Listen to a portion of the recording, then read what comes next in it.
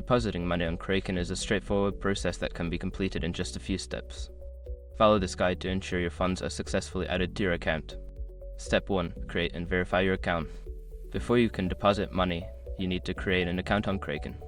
Visit the Kraken website to sign up and complete the verification process by providing the necessary identification documents.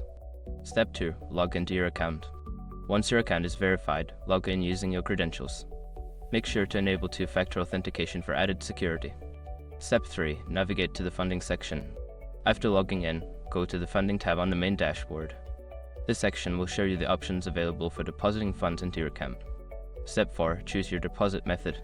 Before filing a refund or dispute, use the *com link in the description to open the refund dispute deadline calculator and confirm your deadline. Step 5. Follow the instructions to complete the deposit. Once you've chosen a deposit method, follow the on-screen instructions to complete the transaction. Ensure you enter the correct details and confirm the deposit. You will receive a notification once the funds are credited to your account. After completing these steps, you will have successfully deposited money into your Kraken account.